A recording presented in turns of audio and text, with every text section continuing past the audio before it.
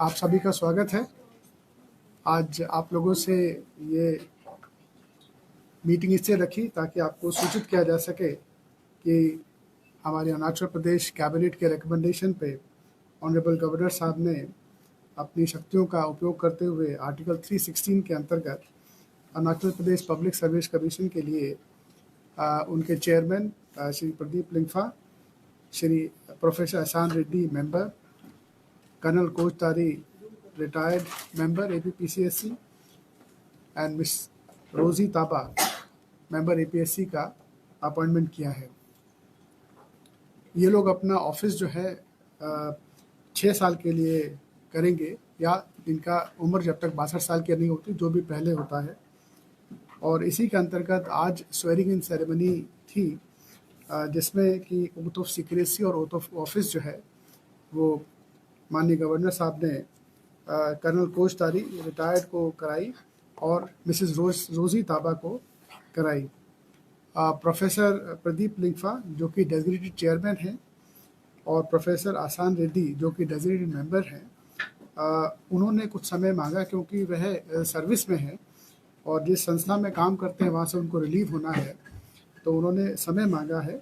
और उनकी जो स्वेरिंग इन है वो जब वहाँ से रिलीव हो जाएंगे, जब ये आ जाएंगे, तब उनकी स्वेरिंग इन का आयोजन किया जाएगा। और जो इनकी स्वेरिंग इन है, इन दोनों चेयरमैन साहिबान की और मेंबर साहिबान की, वो अलग से आयोजित की जाएगी। यही सूचित करने के लिए आप लोगों को यहाँ बुलाया था।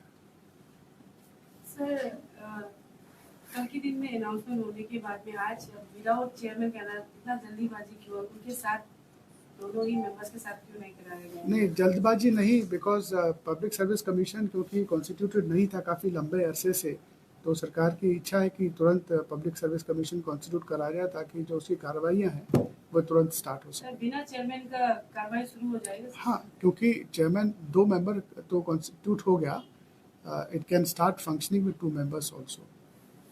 सर, एक चीज था बहुत अच्छा लगा सुन करके, क्योंकि पूरा अरुणाचल प्रदेश ये पब्लिक सर्विस कमीशन का मामला को लेकर के जूझ रहा है, क्योंकि हम लोगों का, बच्चों लोगों का भविष्य से जुड़ा हुआ है डायरेक्टली। तो सरकार को क्या मीडिया से कुछ प्रॉब्लम था जो मीडिया को इनवाइट नहीं किया गया और हम लोगों को घुसने तक दिया नहीं गया? प्रॉब्लम क्या था सर? नहीं, ऐसा तो कोई प्रॉब्लम नहीं है। हमें we have not been allowed to enter Raj Bhavan gate. इसकी हमें जानकारी आई वाज देयर।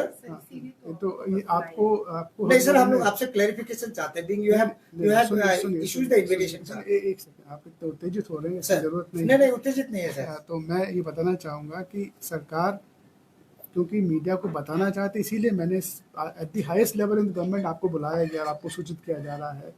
तो ऐसा जो आपके मन में विचार आया वो कतई ठीक नहीं है, आपको बताने के लिए किया गया है। बताने, मैं खुद ही बता रहा हूँ आपको सारी बातें, तो ये बात ठीक नहीं है जो आप बात कर रहे हैं। ड्यूरिंग प्रोग्राम क्यों नहीं बुलाया? जैसे हम लोग एक दो मीडिया हम लोग ने एंटर किया, उस समय में बहुत सारी चीजें बात रखी जा रही थी, तो ऐसा क्यों ड्यूरिंग प्रोग्राम में क्यों प्रॉपर? हम लोग चाहते थे कि हम लोग भी शपथ ग्रहण का समारोह में शामिल हो और लोगों को और अच्छी तरह से बताएं। नहीं, ये देखिए, आपको सूचना आपको दे दी गई है, आपको सरकार के सिस्टम स्तर से सूचना दे दी गई है। प्रोग्राम में क्यों नहीं बुलाया गया, क्या उसका प्रेसिडेंट है, मुझे मालूम नहीं है। Will find out. Sir, as you have said, the swearing in ceremony will be arranged next time. And my question is, since you have said the cabinet has approved to appoint them as a chairman and member, so wasn't cabinet committee aware that they have yet to be resigned, and why, like my colleague has asked, why it was so hasty to organize a swearing in ceremony, despite knowing that chairman and one of members has yet to be resigned, yet to get a clearance from their respective institution. देखिए, इसमें कोई हैसीनेस की बात नहीं है। जैसे कि मैंने आपसे कहा कि APPCSC को जितना जल्दी हम वर्किंग कंडीशन में ले आए, वो हमारी सरकार की एफर्ट है।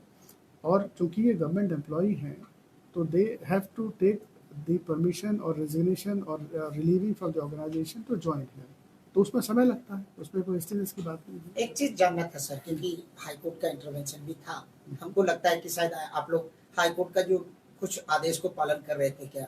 ना एग्जैक्टली हाईकोर्ट का क्या आदेश था सर? थोड़ा सा हम लोगों को भी जानकारी चाहिए था। हाई कोर्ट ने जो इनका रिकॉल नोटिस था, जो notification of appointing colonel Koshtari and Rosy Taba जी का, वो सेट असाइड कर दिया। तो सरकार ने हाई कोर्ट के जजमेंट को एक्सेप्ट कर लिया after legal consultation with our advocate general also and legal dignitaries also. तो वो एक्सेप्ट करके हम लोगों ने जो है उनको स्वेरिंग करा दिया। और सर दो जो कमीशन है वो ऑटोनोमस बॉडी है, लेकिन अभी इतना सारा जो हुआ है, करप्शन जो हुआ है, पेपर लीक स्टिल 2014 को भी हुआ था, 17 एंड देन अभी हुआ। तो आप लोग की तरफ से सर, आप लोग as a government chief secretary sir, आप लोग की तरफ से देखा जाएगा कि एसओपी से ट्रांसपेरेंसी जो प्रॉपर वे से कमीशन बन गया, आप लोग भी वो करेंगे? वो सब पब्लिक नॉलेज में है, आप सबको पता है, सब इन्वेस्टिगेशन चल रहा है, एसओपीज वगैरह सारी चीज़ें हैं। तो अब जब नया कमीशन कॉन्स्टिट्यूट हो जाएगा, सब कार्य करेंगे वो लोग इस बात। नहीं सर, आप लोग की तरफ से देखेंगे सर ये चीज़ को, क्योंकि लास्ट टाइम को भी जब ऑटोनोमस बोल के छोड़ दिया गया था, इस तरीके का करप्शन निकला जो कि मैसिव बोल सकते हैं, बहुत यूथ का लाइफ के साथ खिलवाड़ हुआ है। देखिए, सारी संस्थाओं के ऊपर ओवरसाइट मैकेनिज्म्स होते हैं। ऐसा नहीं कि कोई भी संस्था ऑटोनोमस फंक्शनिंग में होती है, ठीक है। तो सिस्टम को सर पूछने का कारण ये था कि सिस्टम को थोड़ा सा आप लोग क्योंकि सरकार में सर स्ट्रेंथन और थोड़ा कोशिश करेंगे सर आप लोग? इस ओवरसाइट तो सब जगह, देखिए अगर कोई क्राइम करता है तो क्राइम का मैकेनिज्म है डील करने का। तो अगर क्राइम होता है, चाहे वो कहीं किसी भी संस्था में हो, तो there is a mechanism to deal with the crime. Sir PGSC जो pan Arunachal joint steering committee जो प्रोस्टेट जो एजिटेटिंग ग्रुप है जो एस्पिरेंट का, उनका डिमांड था कि एसओपी को स्ट्रेंथन करना है। तो अभी आप जो न्यू कमीशन जो फॉर्म कंस्टिट्यूट किया सर, क्या ये न्यू एसओपी का साथ काम करेंगे?